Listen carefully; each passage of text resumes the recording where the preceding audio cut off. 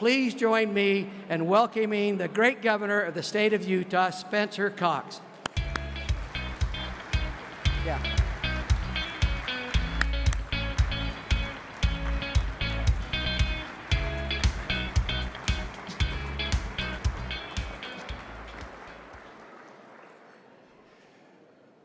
Ladies and gentlemen, it's an honor to be here with you at this very distinguished event with ALEC. I'm so grateful that you would come to the state of Utah. We're honored to host you, and we hope you feel welcome.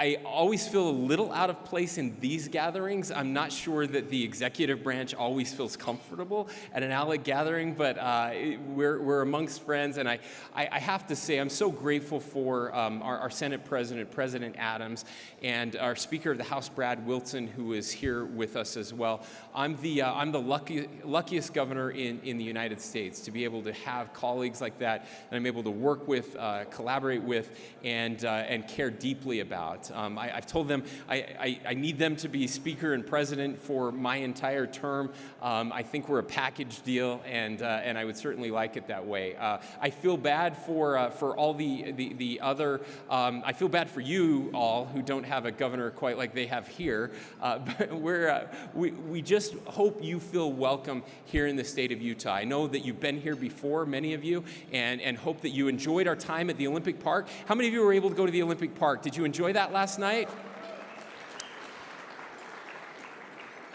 It is certainly that time of season where we are celebrating the Olympics. I hope you heard we're working to bring the Olympics back to Utah, and we're anticipating getting the Olympics back here in 2030 or 2034.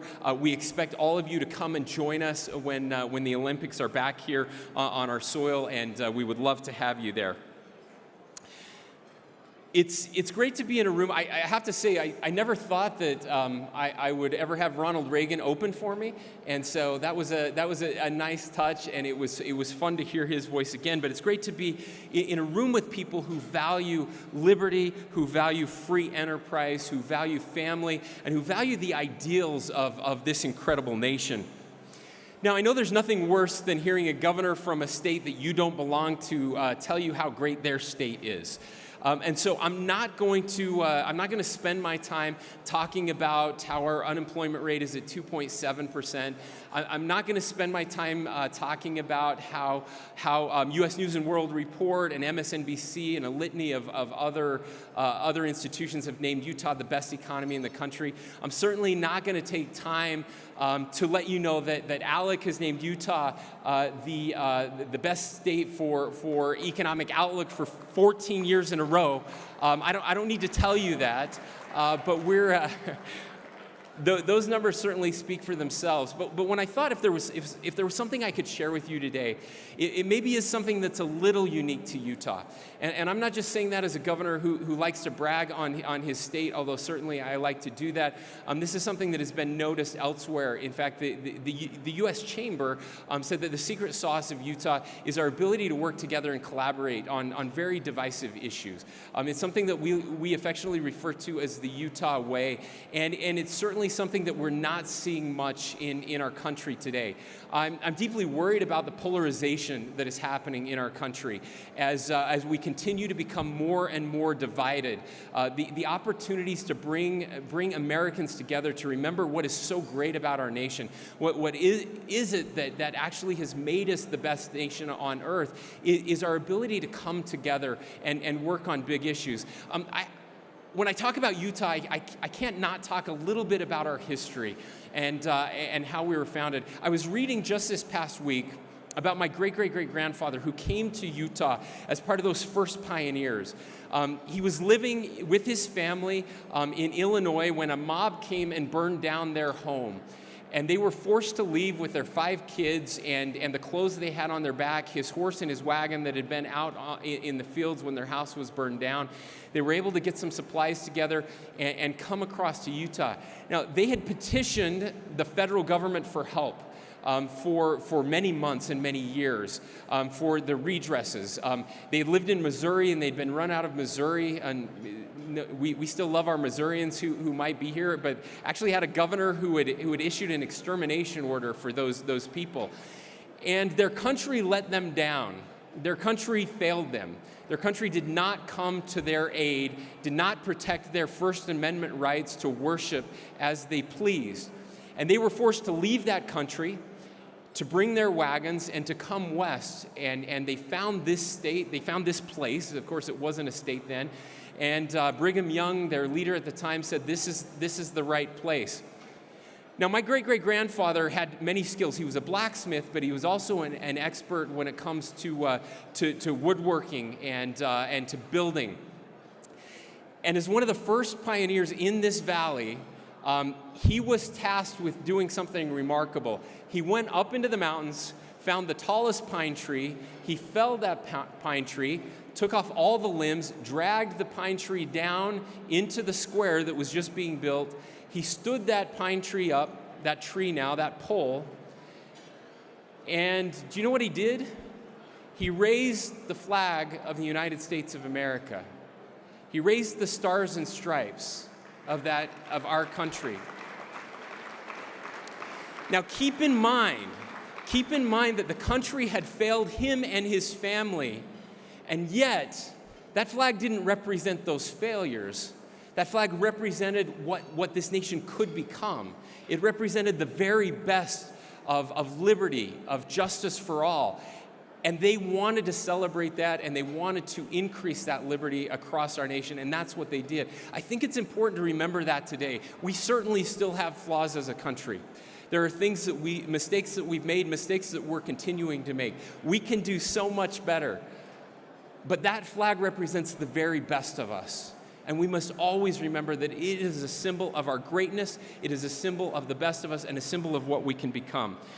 Now, as part of the Utah Way, we try to bring people together, people who disagree with us, people who see the world very differently than us. And we found that even though we don't need to, we're very fortunate. We live in a very conservative state. We have a supermajority in both houses, and of course we have the governorship as well. We don't need other voices. We can do our thing, and we can pass our laws, and we can just make it happen. But that's not the best of us. We found that we can have better solutions, that we can bring people along, people who are marginalized, people who feel like they don't have a voice. We don't have to do it, but we do it because it leads to better policy, because it leads to better outcomes. And we have a legislature that understands that and cares about listening to those who maybe have different views than them, but are willing to sit down at a table and find better solutions. Nowhere was this more clear than a few years ago. When our legislators, together with members of the executive branch, members of the LGBTQ community, members of our faith community, sat down and did something really, really hard. When the rest of the nation was being divided by the issue of freedom of worship and the issue of protecting our LGBTQ communities, those divides were happening in many of your states. They were certainly happening at the national level. And here in Utah, we thought there has to be a better way. And we found that better way by coming together and collaborating. We were the first state to pass a law that actually increased protections for the LGBTQ community when it comes to housing and employment.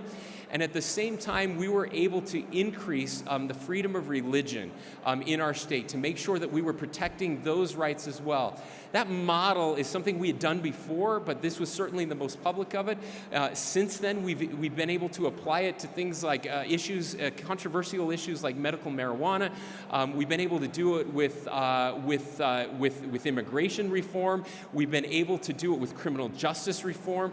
There are several areas in which that idea of bringing disparate groups together and finding common ground. Not everyone got all of their way. We don't have to compromise our principles, especially when one of our principles is that everyone gets a seat at the table and everyone has a voice. Instead, we built up We built up our economy, we built up our state, we've helped people feel more welcome here, and more importantly, we've broadened our tent. As a conservative governor, I feel strongly that we need to do more to bring people into our party, not to define them out of our party. And I'm grateful that I have fellow legislators that care deeply about that as well.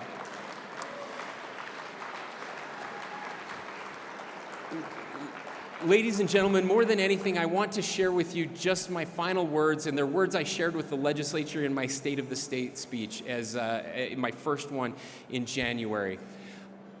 I truly believe that government was not designed to solve all of our problems. I don't mean that in a partisan way. I mean that sincerely. If you were going to design an entity to solve our problems, it would not look at all like government. We would not have 104 legislators like we have here in Utah that only meet 45 days out of the year. That's not good for solving problems. But the founders of our state and the founders of our nation understood that government is not supposed to do that. That's not what it's supposed to do. It was never designed to do that. But what they understood and what we understood, and what I hope we never forget, is that if we don't solve each other's problems with other institutions, then government will be the last resort. And when government steps in to do it, we do it poorly. It becomes very expensive. We're a hammer and everything looks like a nail. It's slow, it's unresponsive, it just doesn't work. But it does become the last option if we don't step up. And so, as I told them and I tell you now, if we want smaller government, we need bigger people. We need people that care about our neighbors. We need people that step up.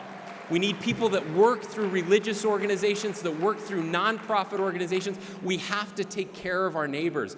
Unfortunately, we have an epidemic of loneliness in this nation, and it's leading to deaths of despair. We're seeing suicide rates skyrocket. We're seeing people that are addicted to opioids. And these are happening especially in our rural areas, in our poor areas, in our multicultural areas, in our low-income areas. Because we're not taking care of each other. It is incumbent on you, on all of us as leaders in our communities to step up, not just in our legislative service, not just in our government service, but in our neighbor service. We have to know who our neighbors are. We have to care about them, even if, especially if, they see the world differently than us. And only by doing that will our cause grow, and will we be able to reduce government and continue to restore America into the greatness that it deserves. Ladies and gentlemen, thank you for coming to the state of Utah. Thank you for what you're doing to make our country better. Keep up the good work, and we look forward to seeing you again soon. Thank you.